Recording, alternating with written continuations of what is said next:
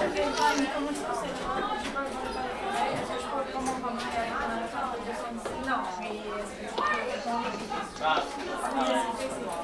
va pas marcher, ça va pas marcher.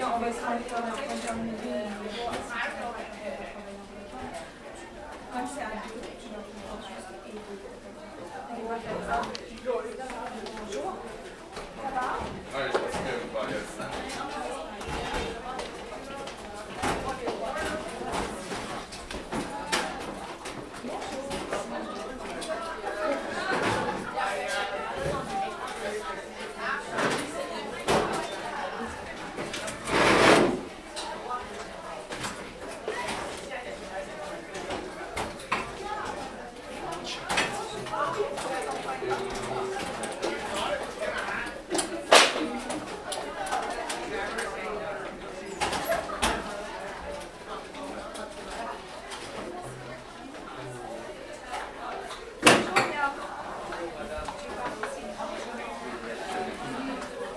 Bonjour.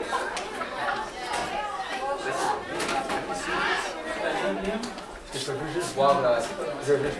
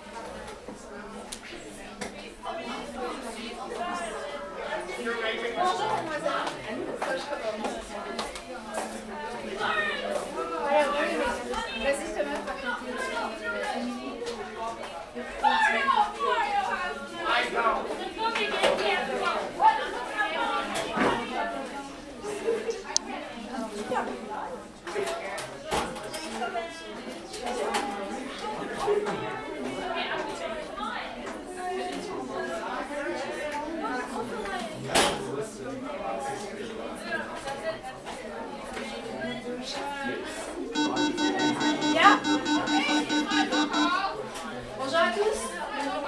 Comment allez-vous? Très bien, vous? Ça va, merci. On prend les fréquences.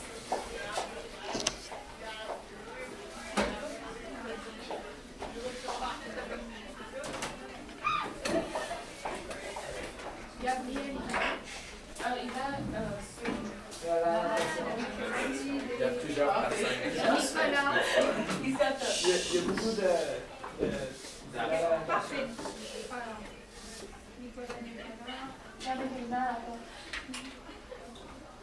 Bonjour, jeune homme. Je ne vais pas être dans la classe. Ok, parfait, merci. Bye, madame. Je veux.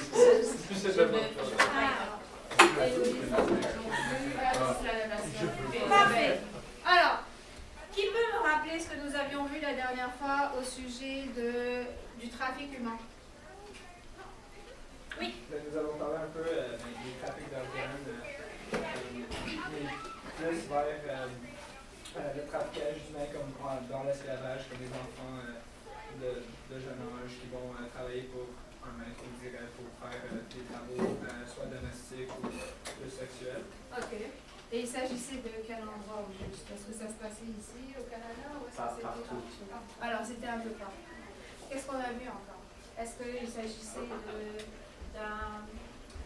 de quelque chose qui était volontaire, ou est-ce qu'ils faisaient ça parce qu'ils avaient besoin d'argent? C'était quoi le but de tout ça? Oui. Parce qu'il avait besoin d'argent.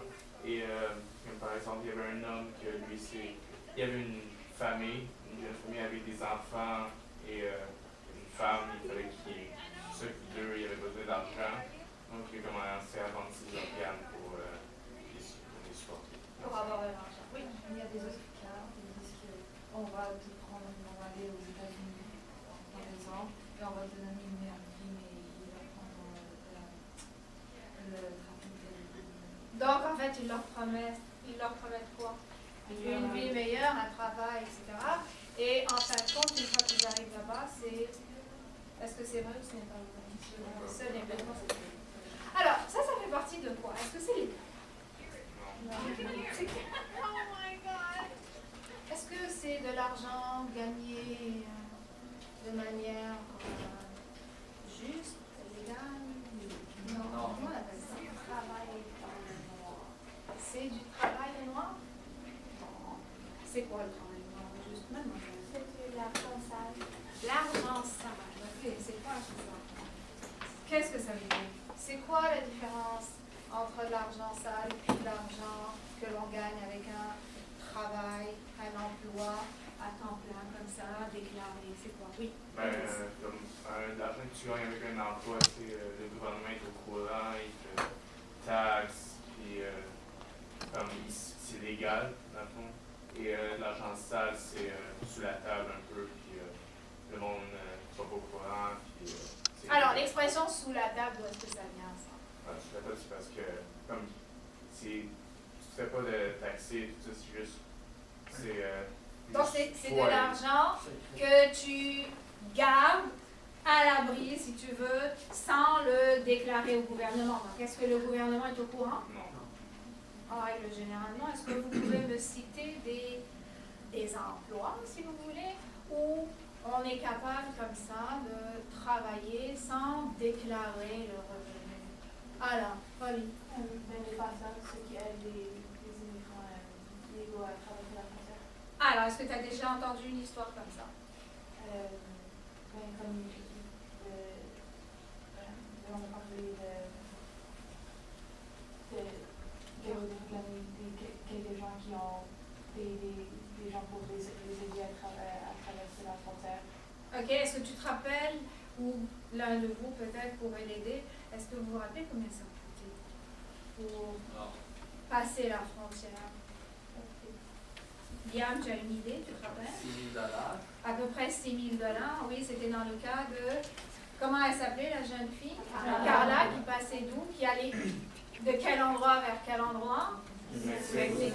Voilà, du Mexique aux États-Unis. Elle avait travaillé toute sa vie pour économiser justement, pour être capable de changer de vie. Est-ce que c'est facile comme ça de tout quitter, puis d'aller vraiment travailler ailleurs dans l'espoir d'avoir une meilleure vie? Finalement, qu'est-ce qu'elle a fait? En quittant le Mexique, elle est allée aux États-Unis. Comment elle a fait? Comment elle a survécu? Oui, Thomas. Je sais pas, je sais plus ce qu'elle a fait, comme elle a abandonné sa famille au complet. Elle n'a pas abandonné, mais à cause sa famille ne voulait pas qu'elle passe, puis qu'elle reste avec, mais elle avait un destin différent, elle voulait faire quelque chose d'autre. Alors, quand elle est passée, elle a un peu tout abandonné, puis elle a recommencé sa vie dans un autre pays. OK. Comment elle a travaillé? Oui. Je pense que c'est pas du tout le travail dans le système. D'accord. Puis, est-ce que c'était justement, c'était déclaré, non déclaré? Comment c'était? Parce que je pense qu'il a payé pour l'aider et il va faire chèque. Donc, si il va faire chèque, je pense qu'il a payé de déclarer. Alors, donc c'était du travail comment? Comme ça. Oui, voilà, point noir. Alors, ce qu'on va faire ensemble, c'est qu'on va parler de l'économie souterraine et ça regroupe un peu tout ce que vous avez dit finalement parce que c'est de l'argent que l'on gagne, si vous voulez, mais qui n'est pas déclaré pour le gouvernement. C'est une... Comment on appelle ça? Est-ce que c'est un gain pour le gouvernement? C'est une perte? C'est quoi? C'est une perte, ok? Pourquoi les gens font ça? Pourquoi on ne déclare pas leur revenu? Pourquoi, à votre avis? Yeah. Parce que les personnes ne sont pas taxées. Ils gardent plus d'argent à cause de ça. Bon, alors, une fois qu'ils gardent plus d'argent, ça représente un gain pour eux, mais une perte pour... Alors, est-ce que vraiment le gouvernement n'est pas au courant de tout ça? Alors, Elise. Ben, le gouvernement, ils savent que des affaires comme ça se passent, mais ils n'ont pas vraiment comme les moyens de comme, les arrêter parce qu'il y en a tellement. Et dans quel domaine on retrouve ça le plus souvent? La construction.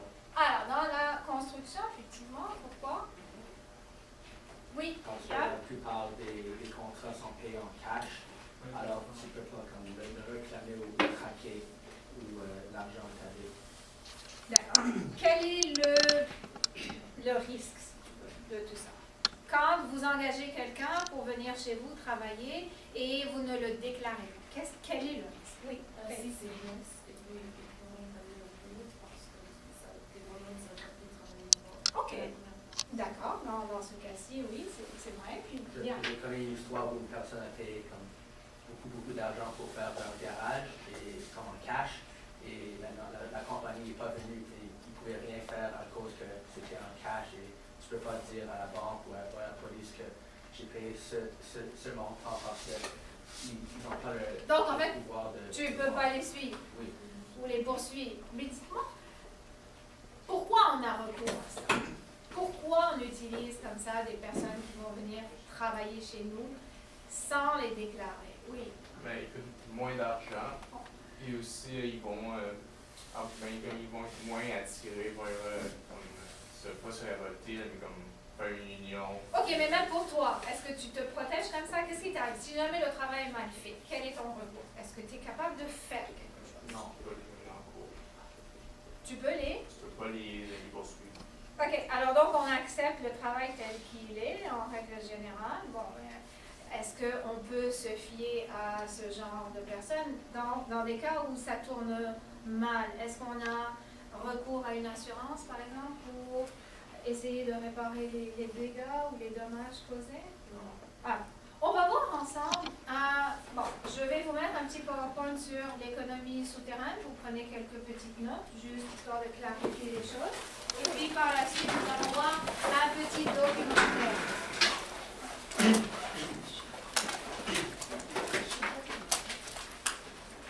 Alors. Mathieu, peux-tu, s'il te plaît, éteindre le moment?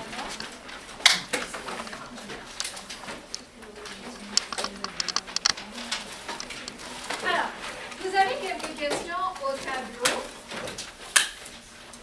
qui vont venir, si vous voulez, mettre un plus au PowerPoint que vous allez voir. On va par la suite essayer de répondre à ces questions tous ensemble.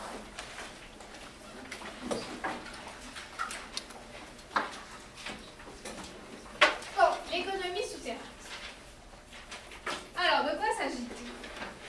Ça fait référence aux transactions économiques qui ne sont pas déclarées faites entre des personnes. C'est ce que vous aviez dit tout à l'heure. On l'appelle aussi l'économie irrégulière. Alors, d'après vous, est-ce que ça existe partout dans le monde ou c'est vraiment quelque chose qui est spécifique au Canada? Alors, dites-moi bien. Ça existe partout. Ça existe partout.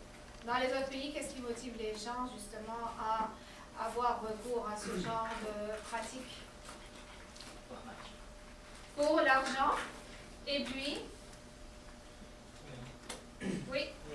Il y a beaucoup de monde, comme dans les pays comme l'Irak, je dirais, qui sont en guerre et qui veulent échapper le pays. Bon. On va aller à un autre pays, puis ça coûte de l'argent, malheureusement. Parfait. Alors, du point de vue technique, elle englobe toutes les activités illicites comme la prostitution, le commerce de la drogue, ainsi que toutes les évasions fiscales relatives à des activités licites. Alors, dites-moi, est-ce que vous avez déjà entendu parler de l'évasion fiscale?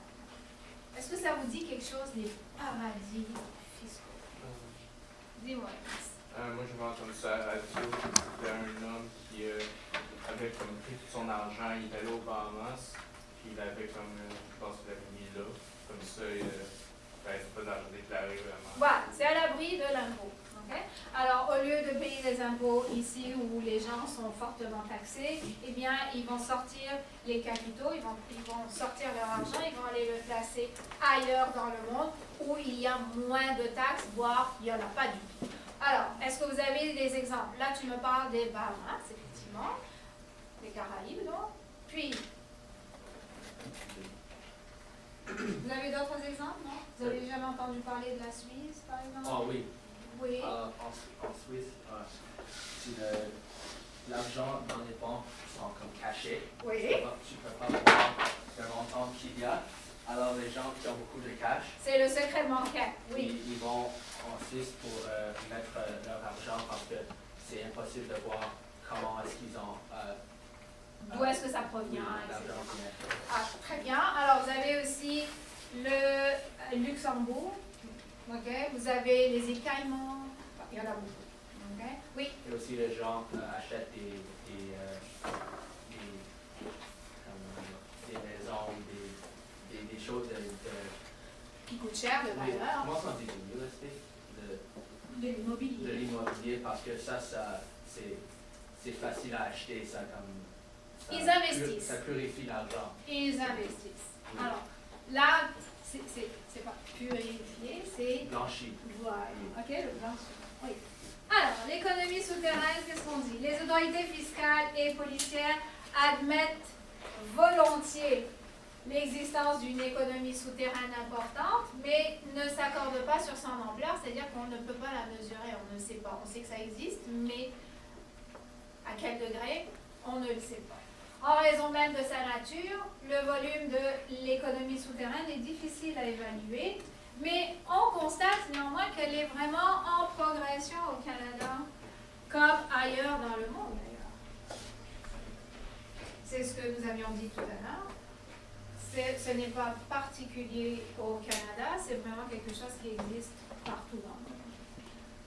À des degrés plus ou moins élevés, hein, dépendamment où est-ce qu'on se situe. Il y a des endroits vraiment où c'est très très clair que tout ce qui est illicite est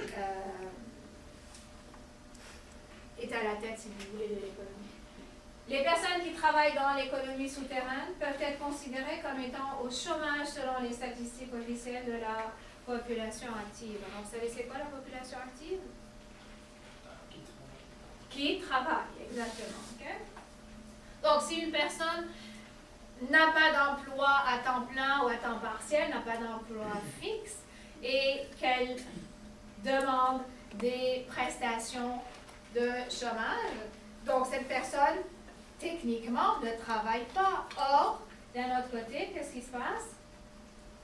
Ils sont pauvres.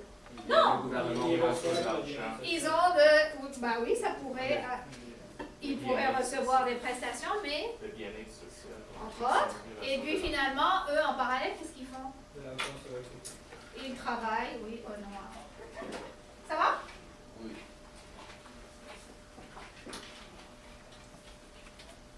Alors, malheureusement, la progression, on n'y peut rien, on ne peut pas échapper à ça, on ne peut pas l'arrêter, on ne peut pas la contrôler. Elle reflète aussi un manque de respect croissant envers la loi, bien sûr, parce que c'est quoi? C'est une activité qui est comment? Hors la loi, ça veut dire illégal, oui, tout à fait. Alors, on peut régler ce problème en vérifiant davantage les déclarations de revenus, en imposant des pénalités. C'est quoi une déclaration de revenus, les jeunes? Oh. Oui. Tu déclares au gouvernement le montant d'argent que tu fais par année. Exactement. Alors là, on est en pleine période d'impôt, si vous voulez. C'est maintenant qu'il va falloir faire le bilan de tout ce qui s'est passé l'année dernière. Tout le revenu que nous avons gagné l'année dernière, on va le déclarer maintenant. Nous avons jusqu'à fin avril pour le faire. Alors, vos parents vont remplir des déclarations d'impôt avec tout ce qu'ils ont eu comme revenu en 2018. Ça va? Alors, qu'est-ce qu'on peut faire encore? On vous dit, en imposant des pénalités plus lourdes dans le cas de revenus non déclarés et d'autres formes d'évasion fiscale. Alors, l'évasion fiscale, on le sait, c'est quand vous sortez donc votre argent à l'extérieur du pays et vous l'investissez ou vous le mettez en banque ailleurs. Alors, une autre solution aussi, c'est qu'on pourrait abaisser le taux d'imposition au lieu que ce soit, je ne sais pas, par tranche. tranche, parce qu'ici c'est vraiment par tranche, dépendamment du salaire que vous faites, vous êtes imposé, eh bien, il pourrait réduire tout ça pour que les gens soient encouragés à garder leur argent ici. Ça va? Alors, prenez l'essentiel, oui. Oui, bien sûr. Tu gardes une certaine somme. Oui, alors là, comment ils font? Ma chouette, il va falloir qu'on se renseigne. Je ne sais pas comment ça se passe, ok? Mais il y a des sociétés créées fictives, si tu dois ailleurs, etc. Aux États-Unis, surtout dans l'État du Delaware, par exemple, c'est un paradis fiscal.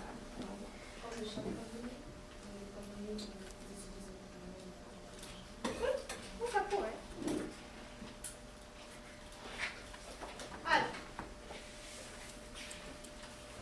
nous avons un petit vidéo pour illustrer le tour. Alors, on va le voir ensemble.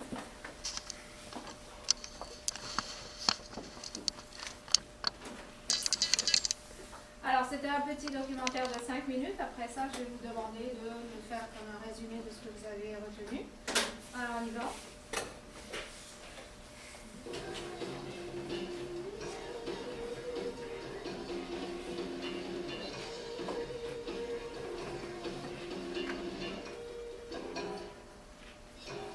Nous avons tous un jour été tentés de ne pas déclarer tout ce que nous gagnons aux impôts. Cette semaine, Real Economy décolle pour Linz, en Autriche, où une université mène des recherches plutôt approfondies sur ce monde caché que représente l'économie parallèle. Dans cette édition, nous verrons pourquoi des particuliers et des entreprises participent à cette économie souterraine et dans quelle mesure leur comportement a un impact sur notre croissance. Nous découvrirons un exemple de pays qui lutte avec réussite contre ce phénomène. Enfin, nous demanderons à Friedrich Schneider de l'université Johannes Kepler si ceux qui font leurs affaires dans l'ombre ont vraiment le choix et s'il est possible de régler totalement le problème. D'après le sondage le plus récent mené en Europe sur ce sujet, si certains ne déclarent pas toute leur rentrée d'argent, c'est parce qu'ils veulent aider un proche, qu'ils sont sans emploi, qu'ils jugent les impôts trop élevés ou simplement parce que c'est quelque chose qui se fait. Nous sommes donc à l'université Johannes Kepler pour parler de cette économie parallèle, mais d'abord, voyons ce qu'elle signifie vraiment dans notre cours accéléré.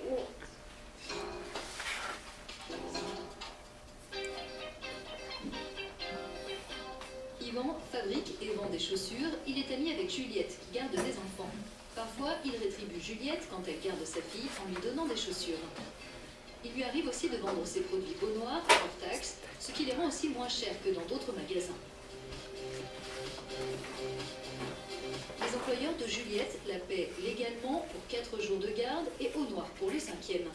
Ainsi, il lui donne un salaire officiel plus faible, il ne paie pas toutes les cotisations sociales et les heures en plus ne sont pas déclarées. De son côté, Juliette économise d'une certaine manière comme elle ne paie pas toutes ses cotisations salariales. En participant à l'économie parallèle, Yvan et Juliette s'exposent à des sanctions et privent aussi leur pays de revenus qui pourraient être dépensés pour eux dans les services publics, ce qui compromet leur avenir et celui de leurs enfants. D'où cette grande question, dans quel pays de l'Union l'économie parallèle est-elle la plus importante?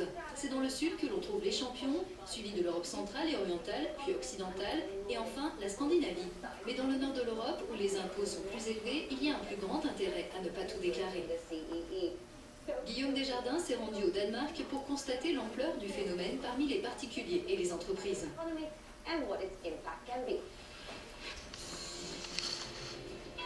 À Copenhague, nombreux sont ceux qui ont un secret peu avouable. Ils exercent un emploi légal et complètent leurs revenus grâce à des activités non déclarées. Quand on regarde le pourcentage de personnes qui ont acquis au noir des biens ou des services, le Danemark arrive en 4e position, derrière la Grèce, les Pays-Bas et la Lettonie. J'ai entendu parler de gens qui font travailler les personnes au noir, mais moi je ne l'ai jamais fait. Je connais quelqu'un qui a travaillé au noir pendant un temps. Les gens font ça parce que les salaires sont élevés et qu'ils veulent économiser de l'argent. Ils n'ont pas mauvaise conscience, ils devraient pourtant. Ils sont pingres, ils veulent avoir une vie agréable sans payer pour ça. C'est aussi simple que ça. L'acquisition au noir de biens et de services prive le Danemark d'1,5 milliard à 3 milliards d'euros de taxes par an. C'est 454 milliards à l'échelle de l'Union. Le travail non déclaré, c'est un peu comme la fraude dans les transports. Si moi je n'achète pas mon billet, ça n'empêchera pas le train de partir. Mais si personne n'achète de ticket, qui va payer pour les nouveaux trains, les réparations, les salaires des conducteurs? En tout cas moi, j'ai mon ticket. Mais beaucoup en Europe font les choses dans les règles. Avec la crise, certains réalisent aussi qu'avec le dumping social et la concurrence déloyale, on se prive de ressources qui pourraient être utilisées pour l'ensemble de la société. Ne pas déclarer, ça met dans une position très vulnérable. Par exemple, pour les allocations chômage, les indemnités de congé, les congés maternité. Si vous avez travaillé sans être déclaré, vous n'avez pas droit à tout ça. Donc, vous ne faites pas partie de la société, vous êtes en marge de la société. La plupart des employeurs payent leurs taxes. Et quand certains ne le font pas et ont recours au travail au noir, c'est de la concurrence déloyale.